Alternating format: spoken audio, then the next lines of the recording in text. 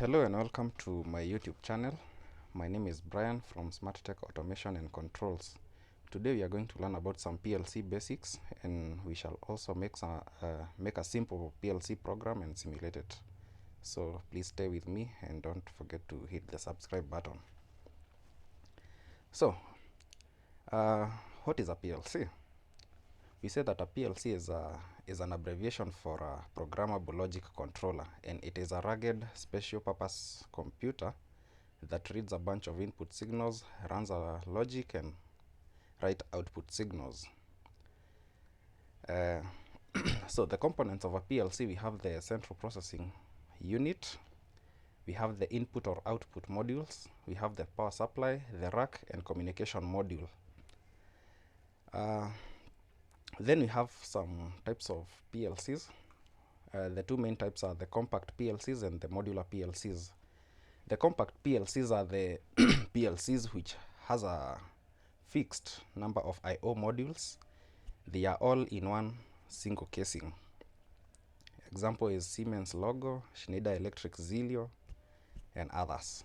Then we have modular PLCs. This is a type of PLC that permits multiple expansion through modules, and hence its name. Example, we have Schneider Electric's M340 and Siemens S7400.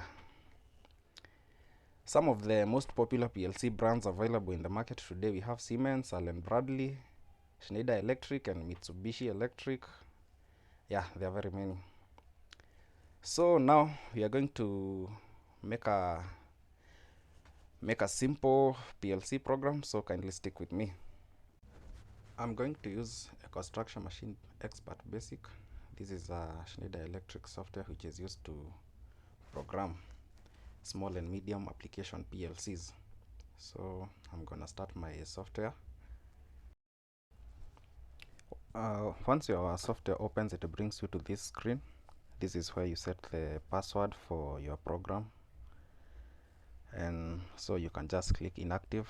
Then you go to and click configuration. You can see it asks you whether you want to apply those changes. Just say yes. On the configuration page, this is where you select the PLC that you want to program. This software supports a number of different PLCs, so you can see they are all listed there. You click the one that you want to program, then you drag it and drop it there. You can see the picture changes to the PLC that you want to program, and even there is the device description of that PLC. From there we can save our project. Let's call it Star Delta. Good. From there we can click programming. This is where we shall be doing our actual program. So we want to program a Star Delta starter in a way that when the start button is pressed, the main and the star contactors are engaged immediately. After 10 seconds, the star contactor is disengaged and the delta contactor is engaged. Then there is a stop button and an overload which disengages all the contactors. So we will be having three inputs. We'll have the start button, which is an input, then the stop button, and also an overload is an input to the PLC. Our start button will be represented by a normally open contact. So you can see it there. You click it and then you drop it there in between the rungs. Then we shall also be having a stop button which will be represented by a normally closed contact. You click it there and drop it. Then we shall also be having an overload which acts as a stop button. Again, you'll click a normally closed contact, drag it and drop there. Then we have our first output, which is the mains contactor. It's represented by a coil. You click a coil and drop it there. We then have our other outputs, which are the star contactor and the delta contactor. You just drag a coil and you drop it right there below the main. Then we need to connect them to to our main line here. So we do that by clicking on the pencil. You click on the line, you extend it up to where you want it to be, then you join it. We also do the same for the delta contactor.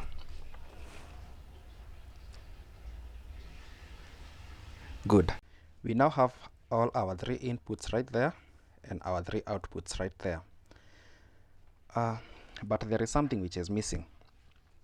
If I zoom out, you can see there is an address and a symbol. So we are going to assign addresses for all the inputs and outputs. All the addresses in Schneider Electric programs must begin with a percentage. So for our start button, we shall say percentage I, since it's an input, I0, it's our first, it will be our first input, so it will be input 0. So we say it's percentage I0.0. Then we can say the symbol, we call it, we can say start button. Then you say enter. It asks you, do you want to associate this symbol with that particular address? Then you can click yes. Then we go to the stop button. You also address it. The address will be percentage I 0.1, since it's our second input. Then we can, the symbol, we can put stop button, say yes. We do the same for the overload, which will be I0, percentage I0.2. We say it's overload. Then we say yes. We do the same for the outputs. Now, the outputs is denoted by Q. So for the main contactor, it will be percentage Q0.0. It's our first output. Then we do the same for the star contactor and for the delta contactor.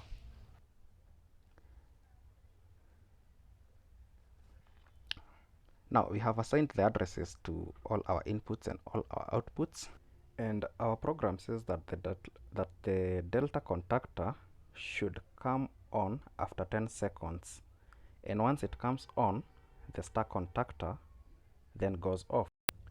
Here there is the aspect of time, and that means we'll have to use timers. In case you don't have much information about timers, you can refer to our video on timers. In order to introduce a timer in the program, you'll come up and click on this icon there. Then you click on that clock timer. When you move your pointer across the screen, you can see the pointer actually moves along with it. Then you can go and place it there next to the delta contactor. There is this box that appears beside the timer. When you click on it, there is time preset, time base, retentive, and dynamic preset.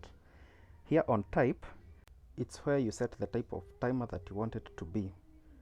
You can click on the drop down, then you say T on, that is on delay timer. For the preset, you put 10 seconds, that's the amount of time, and for the time base, you put seconds because you want that 10 to be in seconds. Then you say apply. Now, when the start button is pressed, the main contactor will come on, and also the star contactor will come on, and the delta contactor will come on after 10 seconds because we have a timer right there. But then we need something that will stop the star contactor after the 10 seconds. So this is where we introduce a contact before the star contactor. It will be anomaly closed. Then we shall give it the address of the delta contactor. That means that when the delta contactor comes on, it will energize this contact, and since it's anomaly closed, it will open the circuit and the star contactor will go off. So we give it the address for the delta contactor. Since our button is a push button, we need to introduce a hold on circuit so that when the button is pushed and it's released, these components right here will still be running and our process will still be continuing. So to introduce a hold on circuit, we need to introduce another contact which will be anomaly open. Then we place it right below the start button, and we loop it back to the to our main line.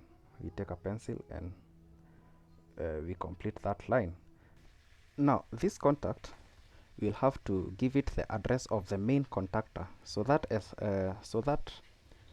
as long as the main contactor is energized, it will still be energizing this contact and the power will be flowing through it even when our start button is released. So we give it the address for the main contactor, which is %Q 0.0. Our program is now complete, and to see whether it's working, we need to simulate it. We click to commissioning. On that page, you need to click launch simulator, and there is a table which appears there. Now you need to click on start controller. You click on start controller.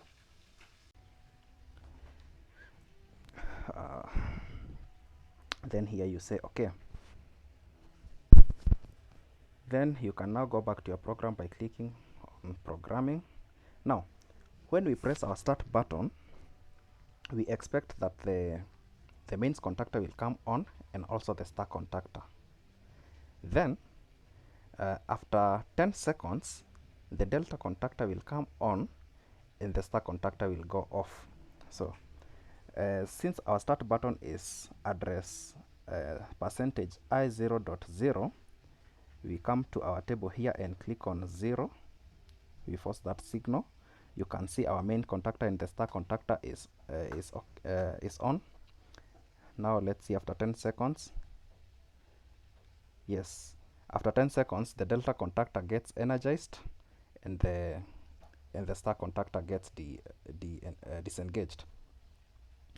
When we click on the stop button, let's see whether it will stop all of them. Our stop button is address is %I 0.1. So we come to our table and force that signal number 1. As you can see, all the contactors are now disengaged, and that means that our program is good to go. I hope you have enjoyed this video and you have found it useful, and if you like it, please give it a like and please subscribe to our channel.